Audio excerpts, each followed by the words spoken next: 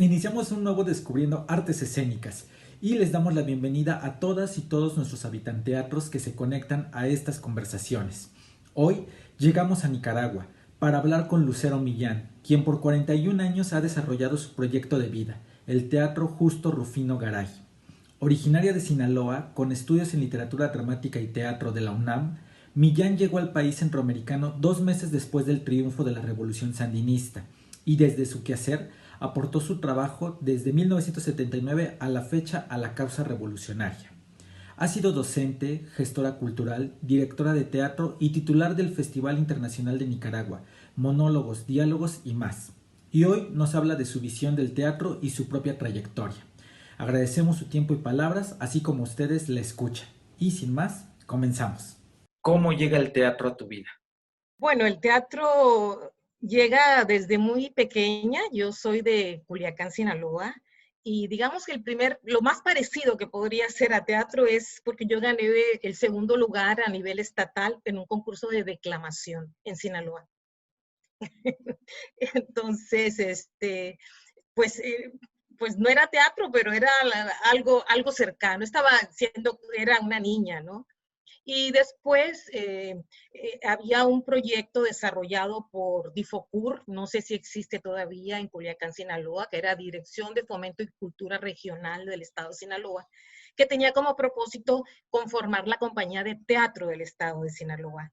Entonces llegó un maestro de la Ciudad de México, Enrique Polo, y pues hicieron audiciones y yo llegué y tuve la oportunidad de ser becada para aprender teatro y para conformar la compañía de teatro del Estado de Sinaloa. Y así estuve trabajando, aprendiendo y estuve trabajando alrededor como de un año, año y medio con la compañía, haciendo giras por Mazatlán, por Culiacán, por diferentes lugares del estado. Y en este caso, ¿qué te atrapó del teatro? O sea, ya dices declamación, y de ahí pasas un poco a esta compañía. ¿Qué tenía el teatro que te llamaba la atención? Bueno, como es que es una pregunta un poco difícil porque me ha cambiado un poquito, ahora tengo una visión mucho más clara y diferente, más transformada, pero yo creo que en un principio me gustaba la comunicación con el público y el expresarme, el sentirme que era un punto de atención en cierta forma también, ¿no? Yo siempre de alguna manera pienso que los actores tenemos algo pues de egocéntricos en cierta forma, no lo podemos negar porque estamos atrayendo miradas hacia nosotros, ¿no? Yo creo que había algo de eso, ¿no? Y me hacía sentir bien, ¿no? Me hacía sentir reconocida por mis familiares, por mis amigos. Y luego el sentirme parte de un equipo de trabajo, eso me daba un sentido de pertenencia, ¿no? Y como que pertenecía a una comunidad. Y yo creo que eso fue de las cosas que me gustaban más. Y sentía que además era una cosa que a mí se me facilitaba desde muy niña, ¿no? Entonces era muy expresiva y muy pasional, y entonces esto estaba reflejado, ¿no? En lo que hacía. Y en este caso es cuando ya decides estudiarlo profesionalmente, Exacto. ¿cómo es que decides dejar Sinaloa y decir, me voy a Ciudad de México, a la UNAM, a literatura dramática y teatro? Bueno, fueron muchos factores que se juntaron. Obviamente ya ahí, estando en la compañía de Culiacán, yo descubro que esa va a ser la vocación de mi vida, ¿no? Yo me voy a dedicar al teatro, lo tengo clarísimo. En ese momento mi propósito era ser actriz únicamente, también ha cambiado eso muchísimo. Y, y por otro lado, también había una serie de circunstancias sociales y políticas en el estado de Sinaloa. Ya desde ese momento se vislumbraba una situación de violencia que, bueno, después se desarrolló y que todos conocemos. Es un estado bastante violento, con muchas cosas ricas, porque ahora con la distancia las reconozco y me siento muy orgullosa de ser sinaloense. Pero llegó un momento en que sentía que yo tenía que buscar otros horizontes, ¿no? Quería salirme un poquito también de ese círculo y también quería desarrollarme, ¿no? Y sabía que tenía que buscar otros caminos. Y así que decido trasladarme con todos los miedos y con todas las inseguridades que eso tenía, además dejando una seguridad económica con mi familia y una seguridad de que pertenecía, yo tenía un salario, ya, o sea, tuve una gran suerte, tenía un salario por pertenecer a la compañía y, o sea, estaba dejando ese confort, ¿no? Y, pero pensaba que tenía que arriesgarme para seguir creciendo como actriz y como persona. Y así fue que llegué a la Ciudad de México. ¿Y qué te dijo tu familia justamente en esta dinámica de que tú pues ya estabas bastante enraizada y de repente decir, "Me quiero ser profesional y me voy a ir"? ¿Cómo lo tomaron la propia Bueno, al compañía? principio no lo tomaron muy bien, especialmente mi madre, ¿no? No le gustó mucho. Yo era un poco dócil, pero sabían que cuando tomaba una decisión no había poder que me hiciera cambiar de idea y era muy clara, ¿no? Decir, yo quiero esto y lo voy a hacer. Entonces, había también una cierta inteligencia ahí emocional de mis padres que dijeron, bueno, hay que apoyarla, ¿no? Y también había una tradición familiar, porque cada uno, mi padre nos inculcó mucho la importancia de la educación y de la cultura. Entonces me antecedían 5 hermanos, 4 varones y una mujer, que cada uno de ellos se fue, terminaba su secundaria, y lo que aquí se llama bachillerato, y se iba a la Ciudad de México a estudiar. Entonces fue un economista, después un sociólogo, después un doctor, después un antropólogo y después mi hermana que estaba estudiando ciencias políticas, y era como que el camino era salir, ¿no? Sí, y pensábamos que la Ciudad de México nos podía brindar esas oportunidades. Y ahora, ¿cómo fue llegar a Ciudad de México? ¿Quiénes eran tus maestros, tus compañeros? ¿Cómo fue llegar también a CU, a Filosofía y Letras? Bueno, yo nunca voy a olvidarla, fue muy contradictoria, ¿no?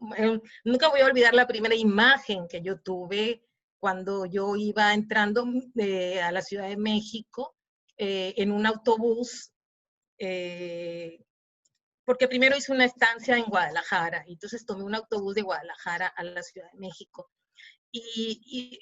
Esa imagen que tengo, entrar por la noche a esa ciudad inmensa, como un monstruo lleno de luces, que iba entrando ese monstruo que te iba como consumiendo, o sea, como una mezcla entre fascinación, decir, ¿qué es esto? ¿No? Entre fascinación y de temor, ¿no? Entonces fue como muy impresionante, pero al principio me costó un poco ubicarme en la ciudad, en CU, en esa época no había metro hasta CU, entonces el tema había que llegar hasta el bus hasta un punto y luego había que ver cómo llegabas, ¿no? A CU, o sea, porque creo que ahora ya hay estación de metro en CU. Y bueno, fue un poco como irme adaptando, pero al mismo tiempo me fue fascinando. Entonces estaba cómoda, estaba contenta. Yo vivía en la Roma con uno de mis hermanos y pues me fui. Entonces, fue una experiencia linda. Y bueno, me tocó Héctor Mendoza, recuerdo, cuando todavía estaba vivo, ¿verdad? Y fue un maestro importante para mí. Bueno, y ahí estuve, y otros maestros, José Luis Ibáñez, creo que ya murió, también fue maestro mío, y bueno, muchos otros. eh, y, y me empecé a sentir bien, ya poco a poco, bien, pero había cosas en las que no estaba totalmente satisfecha, ¿no? Y yo veía que había como una tendencia en algunos compañeros de pensar o sea, que su objetivo era trabajar como actores, sobre todo en esa época en televisión, ¿no? Sobre Televisa, ¿no? Y yo no estaba tan satisfecha con ese propósito, ¿no? Yo pensaba que el teatro debería de servir para algo más que eso, ¿no? Y entonces sigo estudiando, aprendiendo, pero con esta pequeña insatisfacción. También en esa época no había la cantidad de programas, ni existía el FONCA, ni nada de eso que existen ahora, y entonces era difícil, era mucho más difícil yo creo que ahora, ¿no? Así que sigo ahí y en medio de todo esto también me caso, bueno, pero esa es otra película, eh, eh, y, y nos trasladamos a trabajar a la ciudad de Chilpancingo, Guerrero, antes de venir a Nicaragua. Entonces, ahí en la Universidad Autónoma de Guerrero. Y ahí dentro de la universidad, y por circunstancias ajenas a mi voluntad, y yo diría que a circunstancias muy extrañas, incluso hasta inmerecidas, yo llegué a ser por unos meses responsable del departamento de teatro de la Universidad de Guerrero en ese momento, y mi ex esposo, el director de difusión cultural. Y no terminó la carrera por estar trabajando en Chilpancingo, y estando en Chilpancingo nos involucramos en un comité de solidaridad con Nicaragua, y era una época de mucha convulsión política, y más en Guerrero, y de mucha represión, y de muchos debates ideológicos. Muchos de ellos estaba muy jovencita y no los terminaba de entender, pero sí estaba siguiendo muy de cerca la Revolución Popular Sandinista, y con una profunda admiración y con muchas ganas de aprender de ese proceso. Y así fue que en cuanto triunfa la Revolución Popular Sandinista, triunfa en el año julio de 1979, a los 2 meses decidimos venir a este país. Porque justamente me parece muy interesante lo que acabas de decir. Pondré 2 puntos. El primero, cuando uno piensa en un creador escénico, siempre ve su trayectoria, los montajes que ha hecho, las obras que ha escrito, los trabajos académicos que ha realizado. Sin embargo, su vida personal también va de la par de esa historia, y normalmente siempre los externos nos quedamos con lo que vemos en el escenario. Sin embargo, eso que se ve en el escenario también está impregnado de esa vida personal, oculta, privada, que no conocemos, que hacen que, ejemplo, se muevan a otro lugar y ese lugar los conecte con otro. Y entonces esa vida profesional va marcada completamente de lo privado en primera instancia. Exactamente. De hecho, Ulises, ahora cuando empezó la pandemia, y que tomamos una autocuarentena, terminé un libro. No lo he publicado todavía, estoy esperando el momento idóneo para hacerlo, que lo venía escribiendo desde hace mucho tiempo, que se va a llamar Una mujer, un teatro y una revolución, crónica de un proyecto de vida, que justamente es la historia de mi grupo durante 40 años, de Nicaragua durante 40 años, pero a través de mi vida personal. Y ahí cuento lo que hay detrás de todo este proyecto, ¿no? Pero muy de una perspectiva muy, muy personal, y lo hace mucho más anecdótico, mucho más cercano, ¿no? Y cierta forma más humano. Porque al final, pues el teatro lo hacen las personas. Exactamente, ¿No? exactamente, Justamente, sí. las personas Así tienen es. una carga emotiva inevitable. Y en ese caso Sí, también mi segundo punto iba hacia la cuestión social, que sí, completamente te escucho y dices, ya estando en la carrera me doy cuenta que compañeros ven su futuro entrando a una televisora, viéndose sí, como algo que yo no considero que era el teatro. Y en esa exacto, medida es que entonces busco saber qué es el teatro desde otro punto, llegas a exacto. Guerrero y llegas a Nicaragua. ¿Qué encuentras en Nicaragua? 2 meses del triunfo de la Sí. revolución. No, bueno, esa es una experiencia. Yo diría que los años más extraordinarios de mi vida fueron del 79 al 85, ¿no? El destino me llevó allá, pero también mi propósito, y yo creía en que era importante contribuir a que nuestra sociedad fuera mejor, ¿no? Y contribuir a las transformaciones políticas, económicas, sociales, culturales. Entonces, al llegar pues a ese país, pues llego en unos momentos muy privilegiados, muy difíciles, pero muy privilegiados, porque era un proceso. Fui protagonista y sí, o sea, no fui testigo, fui protagonista porque también accioné, o sea, fui parte de lo que fuese un intento de transformar la sociedad en los años 80, ¿no? Con la Revolución Popular Sandinista, donde había modificaciones profundas, ¿no? En todos los sectores de la población. Entonces, a través de mi grupo de teatro, yo fundé el Teatro Justo Rufino Garay a los 2 meses de haber llegado, y junto con mi grupo nos integramos a ese proceso de transformación social y nos integramos a todas las tareas de la revolución, ¿eh? Como grupo de teatro, ¿no?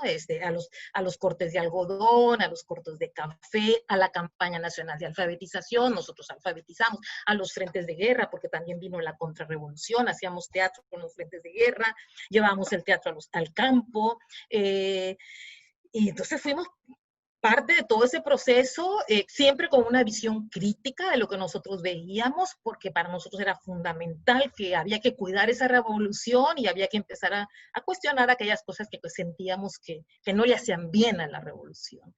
Entonces fue un proceso maravilloso, de integración, de formación, de creación, de relacionarse también con otros artistas, de conocer artistas importantes, porque vino gente de todas partes del mundo, ¿no? Y escritores que tuvimos importantísimos, desde García Márquez, desde Benedetti, desde Galeano, desde Cortázar, etcétera, etcétera. Estuvo por acá Harold Pinter, en nuestra sala, en fin. Entonces fue con muchas dificultades, porque hubo escasez, porque no teníamos las cosas básicas más elementales para poder sobrevivir, pero teníamos lo más importante que puede tener un pueblo, que es esperanza en ese momento. Y en este caso, escucho, había escasez, había un Sí, trabajo muy fuerte, había mucho trabajo de campo en sí. comunidades. Sí pregunto y me regreso un poco. Te escucho, sales de Sinaloa, llegas a Ciudad de México, hay como toda esta querer descubrir, querer salir del terreno. Estás en Guerrero, sales del país. ¿Cuáles son esas motivaciones realmente? Porque te escucho y es como salir completamente No, así. bueno, yo siempre, pues siempre tuve inclinaciones siempre tuve ideas relacionadas con tratar de estar del lado de la gente con menos posibilidades y menos oportunidades de hacer sentir su voz, ¿no? En mi casa eso de alguna manera estaba un poquito como integrado, teníamos la influencia de un hermano, que el economista, que le tocó estudiar a Marx, le tocó todavía a Lenin, y bueno, había muchas cosas con las que yo no estaba de acuerdo, ¿no? Entonces, bueno, y a veces en algunas entrevistas he contado que yo también creo mucho en el poder de la ficción, y vi un documental estando en Guerrero, justo realizado por unos mexicanos, que se llamó La Ofensiva Final, donde siguen todos los últimos meses previos a la caída del dictador Somoza, y culmina con el triunfo de la revolución. Y hay una imagen de una anciana arriba de la antigua catedral de Managua, que es una catedral que estaba en ruinas, ondeando una bandera, ¿no? Rojinegra. Y yo lo estaba viendo desde Guerrero, y a mí me conmovió profundamente. Y yo dije en ese momento, yo quiero estar ahí en ese proceso histórico, quiero aprender del pueblo nicaragüense y quiero aportar lo que esté mínimamente de mis posibilidades. Y ese fue el clic, Ulises, que para mí hizo el cambio, porque cuando llegué a Nicaragua, yo me di cuenta que era más importante que actuaran otros a que actuara yo. Entonces ahí yo ya mi propósito no es ser actriz, mi propósito es dedicarme a que otros jóvenes se suban al escenario. Y entonces, de manera casi religiosa y súper disciplinada, desde 1979, en noviembre, que fundó el Justo Rufino, me dediqué a dar clases y a formar a jóvenes actores. Y Y, ahí empieza una larga historia. y ejemplo, justamente, 2 meses del triunfo, llegas, fundas el Teatro Justo Rufino Garay. Rufino Garay. ¿Por qué llamarlo así? ¿Quién es este personaje? Por circunstancias caí en la antigua sistema sandinista de televisión, paradójicamente, pero una televisión que intentaba hacer otro tipo de televisión, más educativa, etc.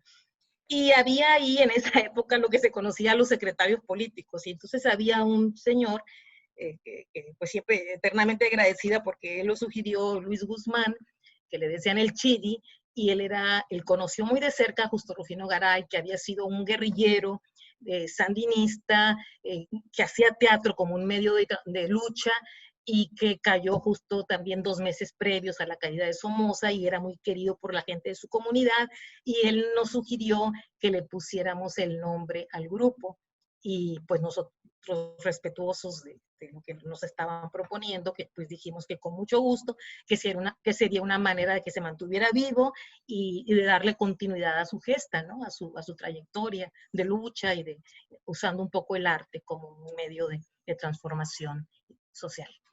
Y en este medio de transformación social, o sea, me imagino, pero nos puedes decir qué tipo de teatro hacían, qué obras presentaban, cuál era el enfoque que querían dar para todo este trabajo que hicieron, tanto de la alfabetización, tanto de llegar a comunidades.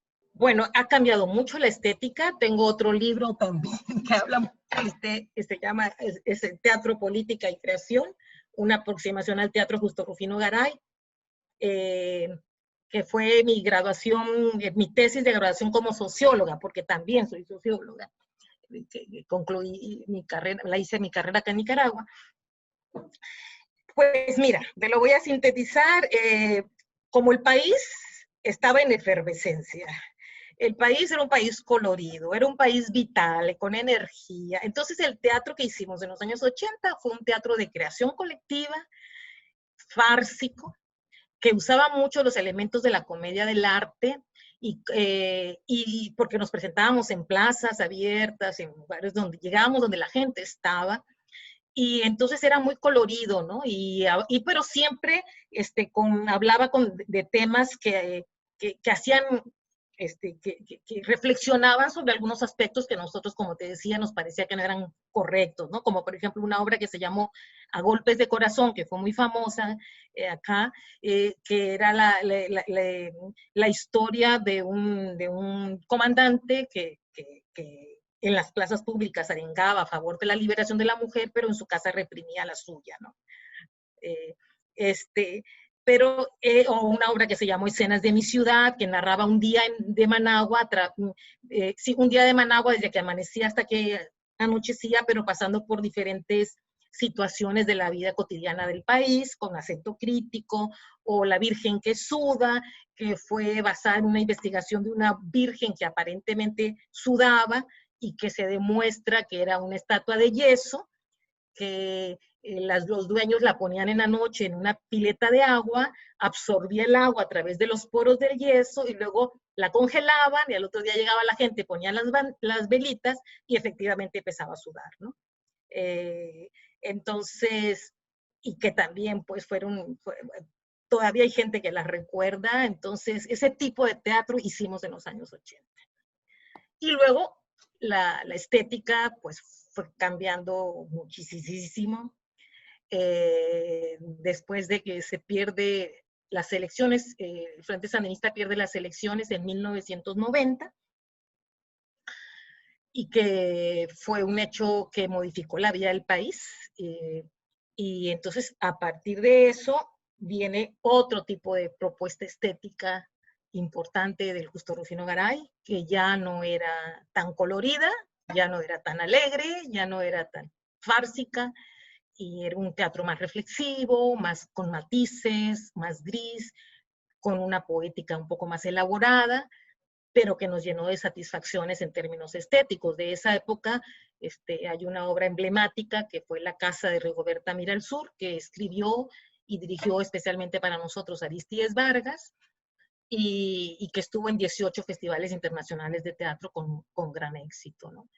Y así fue cambiando. Y también en los últimos 10 años nuestra estética ha venido cambiando, tratando de tener un poquito lo aprendido de los años 80 con lo aprendido todos esos años 90 para tratar de lograr otra nuevamente comunicación con el público, porque nosotros estábamos fascinados con esa estética, pero de pronto decíamos, al público no nos está entendiendo demasiado, entonces hay que como que volver a juntar como, y creo que es en la que nos encontramos en la última etapa, ¿no? Ahorita, si me puedes hablar un poco más, ¿por qué estudiar sociología? Si nos puedes hablar un poco más de este libro que planteas, era tu tesis, Sí. de qué van los contenidos? Bueno, mira, yo me metí a estudiar sociología porque yo tengo una práctica que me empezaba como a rebasar, ¿no? O sea, son tantas vivencias, son tantas anécdotas. Con el grupo hemos viajado por más de 25 países, he formado más de 500, 600, 800 actores, hemos pasado por tantas etapas que yo necesitaba reflexionar sobre esa práctica. Ese fue mi propósito para estudiar sociología. Y entonces, obviamente, escogí como tesis, pues, hablar de esta experiencia. Entonces, me hice la pregunta de investigación que si se podía demostrar si el Justo Rufino Garay había jugado un papel político y un papel estético durante la tesis se cierra en 30 años, ¿no? Durante 30 años, ¿no? Del 79 al 2010 la cierro. Y entonces para demostrar, entonces habla de eso, de la búsqueda, de las diferentes búsquedas estéticas. Escojo 3 obras emblemáticas para analizarlas y también de cómo los diferentes contextos del país han determinado nuestra obra artística y a su vez nosotros hemos reflexionado sobre esta obra artística, eh, tratando de plasmar esta realidad, lo que yo llamo construir realidad, pero bueno, trato de decirlo de manera sencilla, es como nos nutrimos de la realidad, pero no hacemos una copia de la realidad, ¿no? Sino proponemos otra manera de ver esa realidad, ¿no? Y entonces de eso habla este libro, que está en internet por si lo quieren bajar, hay una versión digital, este, Teatro, Política y Creación de Lucero Millán, para que las personas que nos estén escuchando y viendo, es un libro muy accesible, pues los invito para que lo bajen y lo puedan leer y acercarse un poquito a este proceso, lo que ha sido este proyecto. Y muchas gracias por eso. Y justamente en los ochentas, si no me equivoco, en el 86, abren una sala de teatro, la primera sala de teatro independiente Así de es. ahí. Y si me puedes platicar cómo fue decidir armar una sala, cuáles fueron los retos de armar una sala, cuál Sí. fue el desarrollo que querían programar. Y hasta me dices que estuvo Pinter. Sí, Harold Pinter estuvo en esa salita. Sí. Cuéntanos también eso, porfa. Cuando yo llegué a Nicaragua, yo todo empecé de cero, o sea, porque casi no había, bueno, no había público de teatro, o sea, no había salas de teatro, estaba nada más el Rubén Darío, un teatro muy hermoso, de las pocas cosas buenas que dejó Somoza, un teatro grande, era como un elefante blanco, y no había otras salas de teatro. Entonces, lo normal era que nosotros fuéramos a donde se encontraba el público, pero lo atípico era que el público llegara a una sala de teatro. Entonces, yo tenía muy claro que teníamos que tener nuestro espacio para construir un público de teatro a mediano y largo plazo, a través de la permanencia y de la sistematización de la cartelera teatral. Eso por un lado. Y por el otro lado, porque también queríamos alcanzar nuestra independencia de criterios. Y para alcanzar nuestra independencia de criterios teníamos claro, o yo tenía claro que teníamos que alcanzar primero la independencia económica. Entonces, me lo puse como ceja y ceja. También fuimos a Manizales a presentarnos en el año 1985 y pasamos por Costa Rica. Y también había muchas salitas de teatro en Costa Rica. En esa época había una época de oro en Costa Rica y más en San José. Y a mí me motivó mucho ver esa cantidad de salitas. Entonces, cuando llegamos de Manizales, pues yo le planteé al grupo que había que trabajar con ese propósito. Y pues nos pusimos manos a la obra hasta que lo logramos, ¿no? Y entonces fundamos en un barrio que se llamó, el barrio se llama Bello Horizonte, una salita que era muy artesanal, solo para 40 espectadores, en abril de 1986, pero que se convirtió en un hecho histórico-cultural del país, porque fue la primera sala de teatro, como vos bien lo decís, de independiente con programación permanente. Y ya en el año 90, antes de la pérdida de las elecciones, justamente 2 meses antes de la pérdida de las elecciones del 90, del Frente, logramos comprar nuestra propia casa, que es el espacio que tenemos ahora, que ha tenido múltiples transformaciones. Ahora tenemos una sala muy linda, con capacidad para 135 espectadores, con cafetería, con salón de clases, con oficinas, con una pequeña galería de arte, este, y que es nuestro.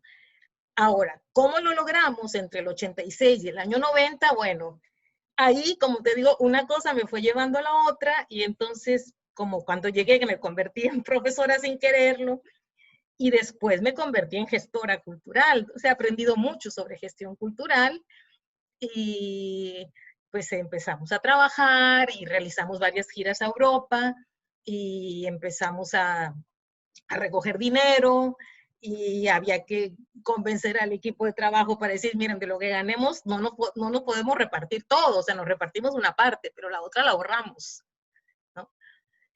Y ya así fue, y luego con la ayuda de algunos amigos que nos dieron el último empujón, logramos comprar el espacio que tenemos actualmente, el cual ha recibido muchas transformaciones y otras inversiones, pero porque ya lo teníamos. Entonces, así fue.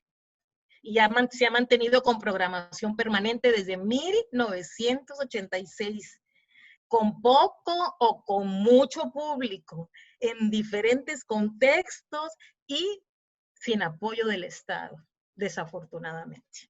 En esa época, en los años 80, pues la revolución se convirtió eh,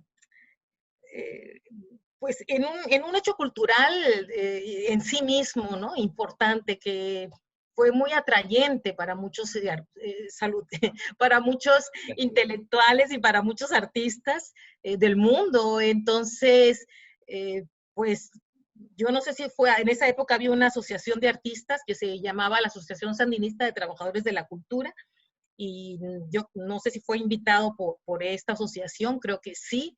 Y entonces pues a estos artistas se les hacía siempre pues un itinerario, ¿no? Una gira para las cosas más representativas, dependiendo de su profesión, si era artista con escritores, y si era gente de teatro, pues con los grupos más significativos, las experiencias más significativas del teatro de los años 80. Y pues nosotros estábamos en esa ruta, porque modestia aparte, pues sí éramos uno de los grupos más consolidados, ¿no? Más constantes, y nos llegaron varias visitas muy interesantes, y esa, pues fue, él estaba muy contento. Le presentamos en esa época una partecita de esta obra de Escenas de mi ciudad, y estaba muerto de la risa. Le pareció muy encantador el espacio, y bueno, fue pues nosotros con mucha admiración, y nos sentíamos muy honrados de contar con su presencia, ¿no? Una persona muy sencilla y muy agradable. Pues un artista, como son los artistas. Y en Sí. este caso, ¿cuál era su línea de programación? ¿Qué querían ustedes presentar ahí? Bueno, eso también fue un poco difícil, porque tampoco es que hubiera mucha oferta, ¿no? O sea, porque entonces lo principal es nosotros, o sea, hacer cartelera con nuestro propio repertorio, o sea, el repertorio del grupo, ¿no? Entonces eso nos obligaba a tener, qué sé yo, al año por lo menos cambiar 4 temporadas 4 veces, ¿no? De 4 o 5 veces, o sea, tener un repertorio de obras. Y luego invitar, darle la oportunidad, por supuesto, a todos los artistas, no solo de teatro, sino de las artes escénicas, sobre todo aquellos artistas que tuvieran una labor más sostenida, y pues un poco más rigurosa, ¿no? Y empezamos a invitar, y pues se convirtió en un espacio de proyección para los artistas nacionales, especialmente la gente de teatro, también de danza contemporánea. Y, y luego, eh, también en el año 1995 creamos el FIT Nicaragua, que es el Festival Internacional de Teatro, Monólogos, Diálogos y más. Y entonces también nuestra línea curatorial era pues más relacionada con un teatro experimental, un teatro de búsqueda, un teatro contemporáneo, Y que en es lo que este, intentamos hacer hasta la actualidad. Y en ese teatro contemporáneo planteas un poco cómo engarzar con el público. Bueno, intentamos siempre, primero para darle acceso al público, siempre hemos tratado de tener precios bastante accesibles, pero siempre en la sala intentando cobrar, porque pues también ha sido parte de un aprendizaje, ¿no? De que pues la gente debe pues de acostumbrarse, ¿no? Y de entender que esta es una profesión y que las artistas vivimos de esto y que el valor, lo que uno hace tiene un valor. Entonces, siempre intentamos de que, y ahora la gente lo paga sin ningún problema sus entradas, ¿no? Al principio a veces fue un poquito difícil. Y luego al mismo tiempo desarrollar una serie de proyectos sociales, ahí sí gratuitos, ¿no? Que también los hacemos, eso también es otro capítulo que hemos aprendido mucho a realizarlo.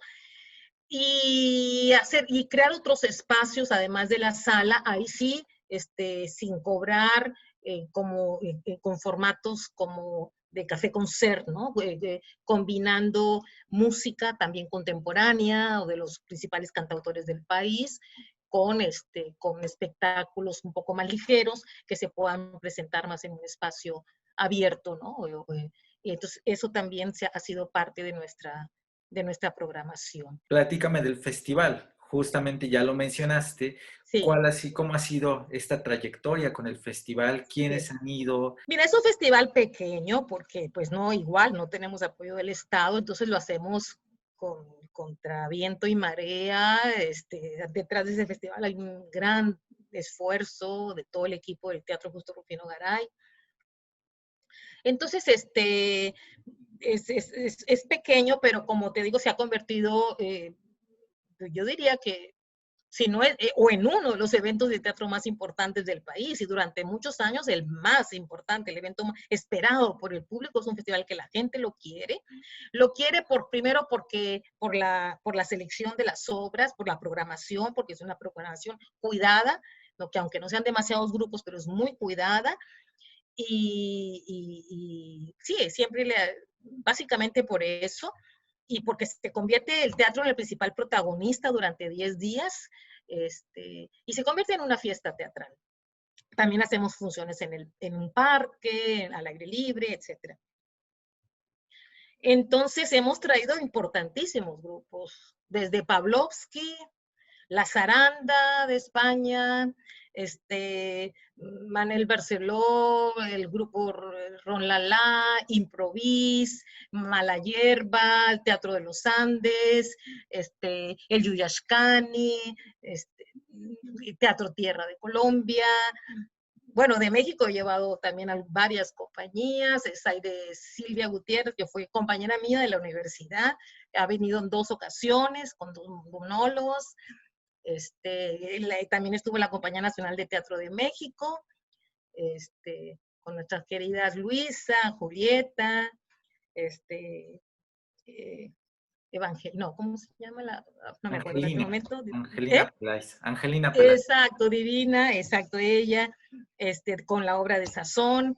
Estuvo Boris, eh, del director de Teatro La Capilla, también en 2 ocasiones, cuando él estuvo en Jalapa, lo invitamos con un monólogo de Dario Fo, y también hace poco, creo que en el último festival, estuvo con su otro monólogo, eh, se me olvidó ahorita el nombre.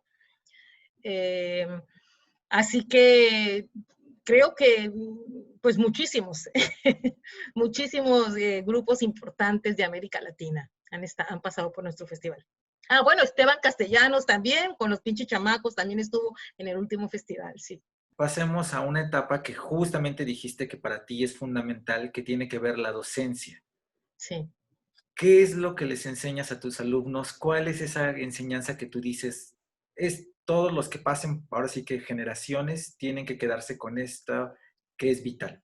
Bueno, hay un postulado filosófico muy sencillo que ha sido como nuestro eje transversal, ¿no? Que va muy relacionado decimos con que si no somos buenos, cuando salgan de nuestra escuela, si no salen buenos actores, al menos saldrán mejores seres humanos. Entonces, eso para nosotros está muy integrado, ¿no? Hay principios éticos y relacionados con el compromiso con el país, con el compromiso con la sociedad, con el compromiso con el teatro. Somos el tema de la disciplina, el tema del trabajo en equipo, el sentido de pertenencia, la solidaridad. Entonces son cosas que están atravesadas, conceptos que están atravesados en nuestra escuela. Somos rigurosos con nuestra disciplina, exigentes, pero creo que al mismo tiempo somos cálidos. Entonces, intentamos, además de estos principios, pues entrenar seriamente, trabajamos mucho el cuerpo, trabajamos mucho la voz y trabajamos mucho la parte emocional, ¿no? Eh, Tanto de adentro hacia afuera con los principios elementales y básicos de Stanislavski, hasta de afuera hacia adentro, y nos hemos nutrido de diferentes técnicas y hemos aprendido también nuestras propias técnicas. No es una escuela que se vean todos los elementos del teatro, hacemos énfasis en la formación del actor, ¿no? Entonces he sido tradicionalmente la profesora de actuación, que yo misma he ido aprendiendo a través de estos 41 años y he tomado clases con grandes maestros y he estado becada en Barcelona. También estudié con el maestro Ricardo Bartiz y con José Sánchez Sinisterra, bueno, con muchos. Y también he aprendido mucho sobre la propia práctica. Mi propio laboratorio son mis propios alumnos. Hacemos mucho énfasis también en clases como voz y dicción, expresión corporal, análisis de la realidad social. Esas son nuestras principales, en algunas ocasiones, historia del arte, pero el énfasis es básicamente como una escuela que forma actores, ¿no? Y ahí estamos, o sea, seguimos con este proceso y aún ahora en la época de pandemia acabamos de hacer una convocatoria y tenemos un aproximado de 250 chicos anuales que quieren ingresar a nuestra escuela, pero generalmente becamos a 20. En perspectiva, justamente pensando en estos 41 años en Nicaragua, ¿cómo llegaste?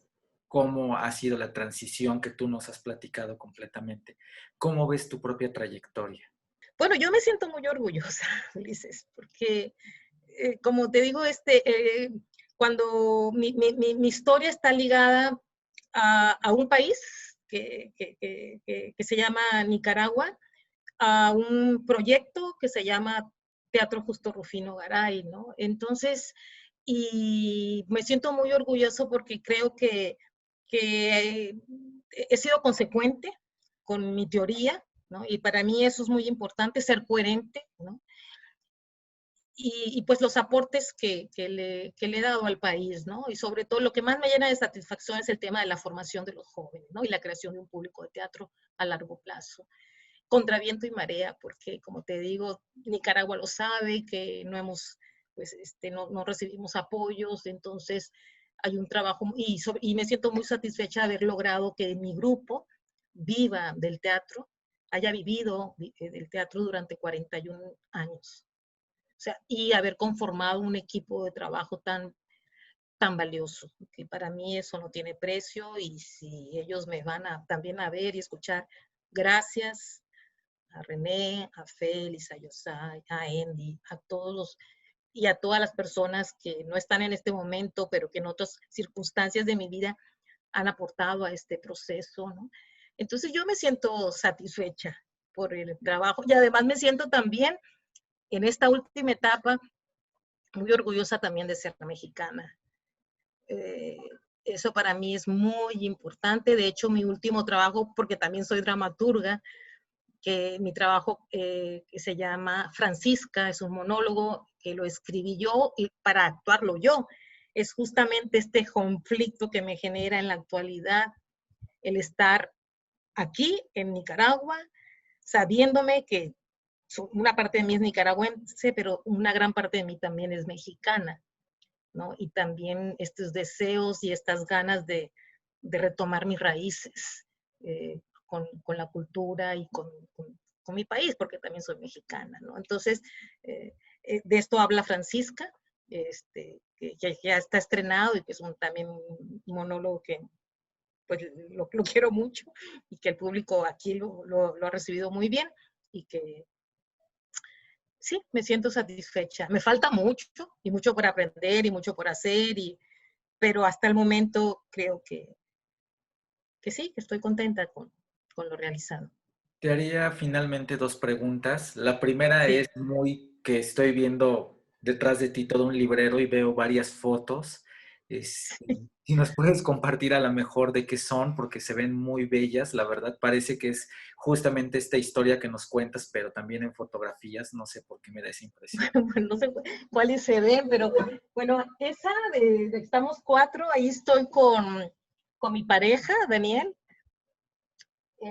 mi hija Amanda, que es actriz y vive en México, uh, y su pareja, que es Marcos Alegría, que es un filósofo que está haciendo su doctorado en este momento en México. Aquella foto de blanco y negro es mi mamá, jovencita, en Sinaloa. La foto que está arriba es mi hijo Emiliano, que también es mexicano y en este momento está en Puerto Escondido, en Oaxaca. Ahí está viviendo con su pareja, desde ahí está trabajando. Y la foto que está, no sé si se ve con un marquito como rojo, Sí. es una foto de la primer viaje que yo hice a Europa. Entramos por Dinamarca, que ahí vivimos una experiencia maravillosa. Hicimos 45 funciones como en 50 días y juntamos, eso es una historia en mi libro la cuenta, que juntamos $700,000 a partir de debates de gente que donó para un proyecto educativo en Nicaragua y que se lo entregamos completo a la revolución. Entonces, esa es una foto en el mar, en Dinamarca, pero en un mar frío, por eso tengo abrigo, ¿no? Y esta es, ¿qué más? ¿Qué más se ve? Esa fotografía de esa mujer desnuda es una postal que yo mandé a mi pareja estando ahí en Dinamarca, a mi expareja, y ahí tenemos, creo que son los comandantes de la Revolución Mexicana. Wow. Abajito. Y así. No, Este, muchísimas en gracias. fin. Y finalmente te preguntaré, con toda esta vida que me has platicado, que te agradezco muchísimo, para ti, ¿qué es el teatro? Mira, para mí el teatro es el medio, la disciplina artística, el medio que yo elegí para poderme comunicar con el otro. Yo no concibo la vida de uno si no es en función de otras personas. Yo creo que uno debe salir de su ensimismamiento y debe trabajar para los otros. Y ese es el medio que yo escogí, es el medio que me hace sentir a mí bien, que me hace sentir viva y que me permite construir sociedad, construir comunidad, conectarme y darme sentido de pertenencia. Eh, ese es para mí el teatro. Es, sí, es mi profesión, es mi proyecto de vida. Es mi proyecto de vida. Teatro Ciudad de México, escenarios que transforman.